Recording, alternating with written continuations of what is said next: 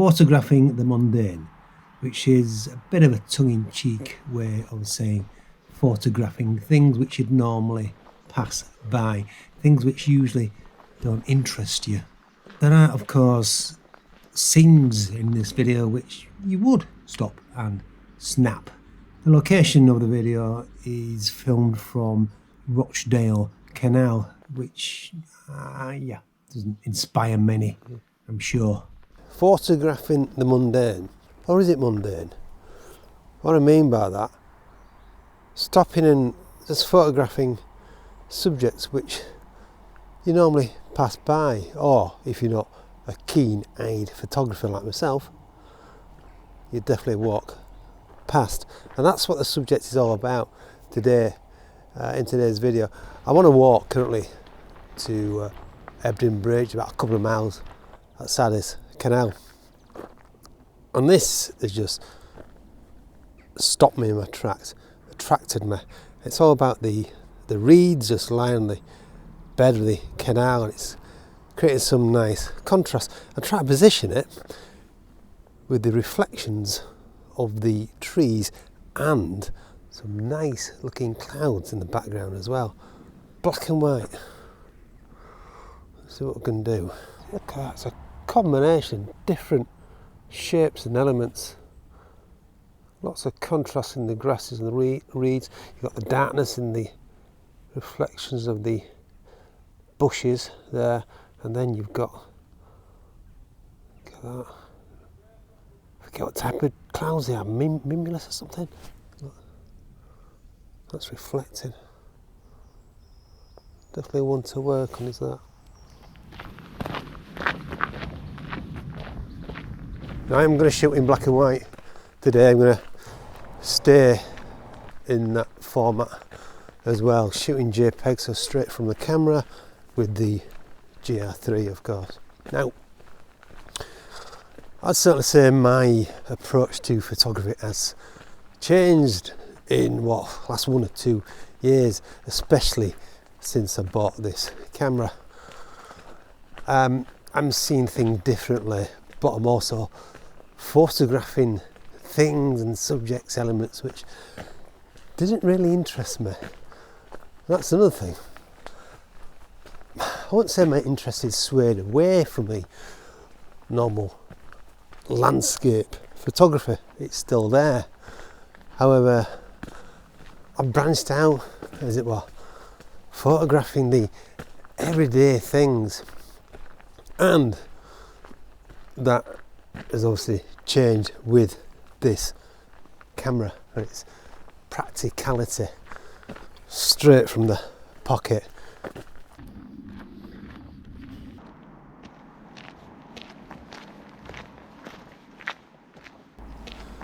Now, of course, no matter what camera I use, when you're shooting black and white photography, you've got to think about contrast, because not all subjects work for black and white photography.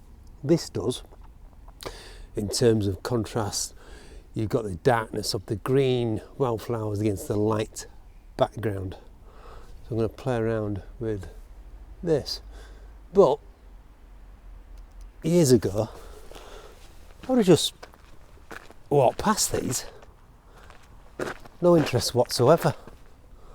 I think as my experience grows in photography, you start to build an eye for things. So this composition stands out the most for me. You've got 3 here, which is always a good number, but you've got 1 slightly veering to the right hand side.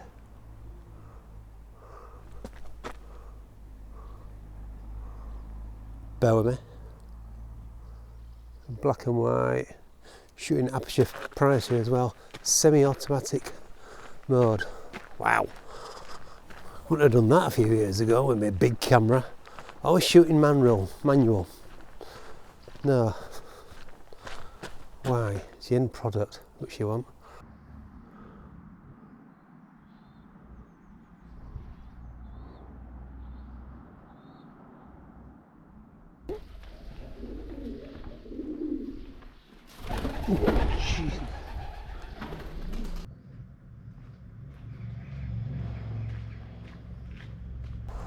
Look at this reflection of the tree, the canal. That's created some contrast. You've got the lightness behind the frame of the tree.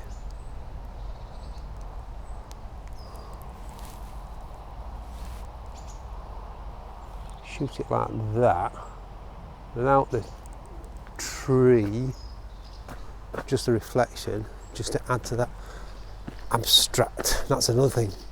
Abstract. Good concept. Good to use.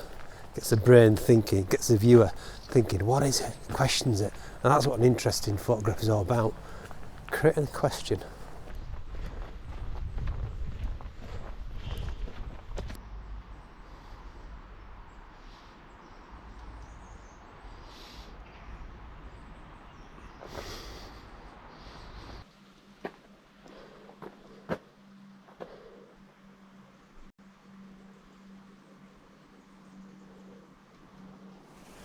That sun's coming out now, and that opens up more opportunities in terms of black and white, and that's another thing.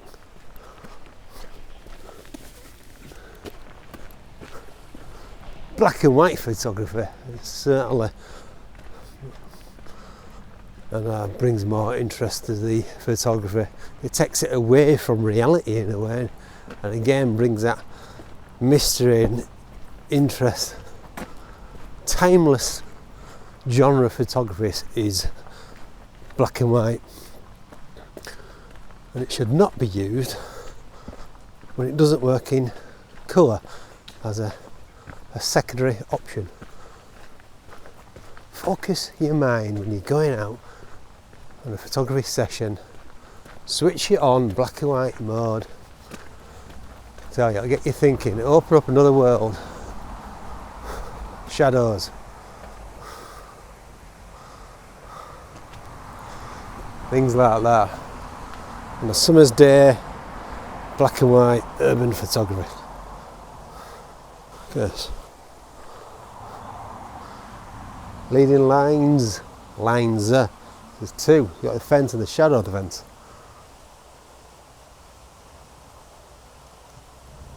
So let me ask you this. You walk at the side of the canal, mind your own business, and you see this. A fence and a tree. Bet you don't stop, do you? But look at the light falling, look at the shapes. The squares, and you've got this solitary leaf. Bring that little bit of contrast. And then you've got the darkness as well, the tree. So you've got contrast, shapes. Put my own shadow in it as well, which obviously don't work. In fact, I didn't spot that. Anyway, let's play around with that. It could work.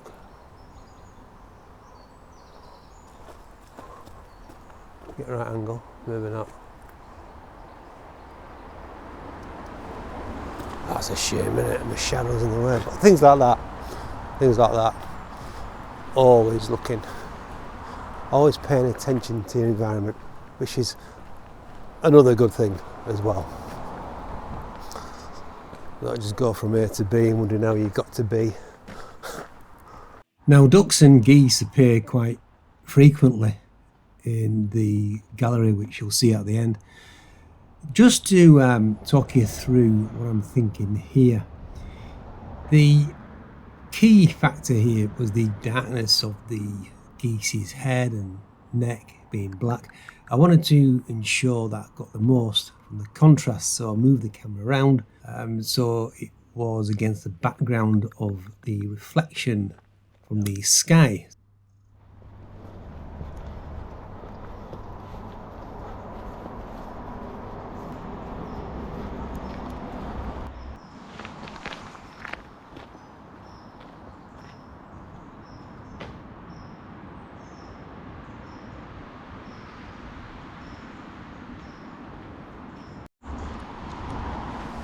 Okay, so we're now approaching Ebden Bridge. We've got a nice array of barges here, which likely are going to introduce some nice subjects, shapes. Look at this old one here. wouldn't say that's a barge, it's a boat. But yeah, lots and lots of history in this place. Lots of interest, culture. So what I'm finding with these boats, especially when I'm trying to frame them, create the best composition, it's not really working. You know, I say things and then something catches my eye. I was going to say it's not really working because the horizontal lines, that's all I'm getting ideally. I want some diagonals leading the eye into it. But look at this set of ferns. So you've got the ferns, you've got the reflections. You've still got a bit of character in the image, which is adding to the interest, of course. Ferns itself are a good subject, aren't they? They'll work better. Best to take it. Just take it. Any doubt, just take it. If you feel it doesn't work at the time, you never know. It might, for some unknown, mysterious reason, work when you get it on the PC. Strange phenomenon, that, isn't it? Again, curve and lines, reflection. It's caught me eye, I'm going to snap it.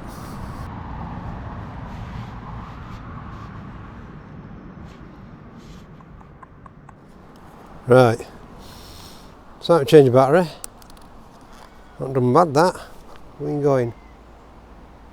About 45 minutes. I'm just approaching Ebden Bridge. A wee stop, might get a, not stop for a wee, stop for a coffee. Then I'm going to head back. What am I doing? Now I've forgotten which battery I took out. One in. Cold one. Cold battery I put in.